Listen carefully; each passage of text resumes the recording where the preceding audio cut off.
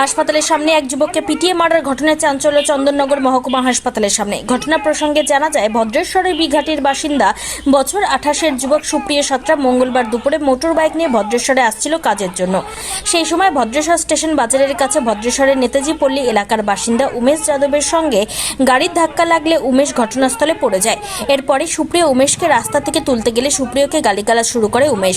সেই সময় সুপ্রিয় উমেশকে মারধর করে, তাতে তার মাথায় চোট লাগে। তবে পর মুহূর্তে সুপ্রিয় উমেশকে নিয়ে সোজা চিকিৎসার জন্য আসে চন্দননগর মহকুমা হাসপাতালে। সেখানে তার চিকিৎসা করানোর পর সুপ্রিয় যখন হাসপাতাল থেকে বেরোচ্ছিল, তখনই হাসপাতালের গেটের সামনে উমেশ যাদবের পরিবারের লোকজন রাস্তায় ফেলে সুপ্রিয়কে ব্যাপক মারধর করে। তাতেই ঘটনাস্থলে মৃত্যু হয় সুপ্রিয়র। এরপর ওই পুলিশ ঘটনাস্থলে উপস্থিত হয়ে ঘটনাস্থল থেকে 5 জনকে আটক করে চন্দননগর থানায় নিয়ে আসে। খবর পেয়ে সুপ্রিয় পরিবার সহ এলাকার মানুষ চন্দননগর মহকুমা হাসপাতালে এসে উপস্থিত হয়। তারা সেখানে পুলিশের সামনে বিক্ষোভে ফেটে পড়েন।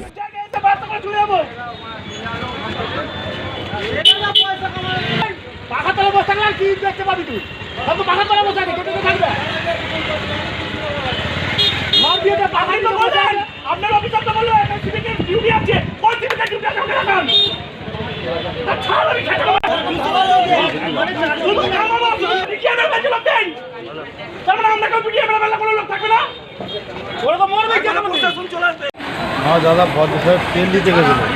তেল দিতে গিয়ে একজনের সাথে এক করতে গাড়িটা ধাক্কা লাগে, ঠেকে যায়। ঠেকে গিয়ে এবার সে গালাগাল কিস্তি করেছিল বলে আমার দাদা তাকে একটা চড় বা কিনতে মেরেছে। মাথাটা ফেটে যাক বা লেগেছে, তাকে সঙ্গে সঙ্গে হাসপাতালে নিয়ে এসেছে। হাসপাতালে এনে তাকে ট্রিটমেন্ট করে বেরোতে যাচ্ছে, তখন ওদের বাড়ির লোক সব কটা ছেলে এসে ওকে এখানে ফেলে রাস্তায় মারে হসপিটালের সামনে। আর হসপিটাল তাহলে কীরকম প্রশাসন, হসপিটালে কেউ নেই, এই হসপিটালের সামনে মেরে দিয়েছে, কোনো প্রশাসন কেউ কিছু করেনি। আপনার দাদা কি হসপিটালের সামনে মেরেছে? হসপিটালের সামনে মেরেছে। কি দিয়ে মারধর করেছে? হসপিটালের সামনে মেরেছে, তাহলে প্রশাসন তাহলে কি করছিল?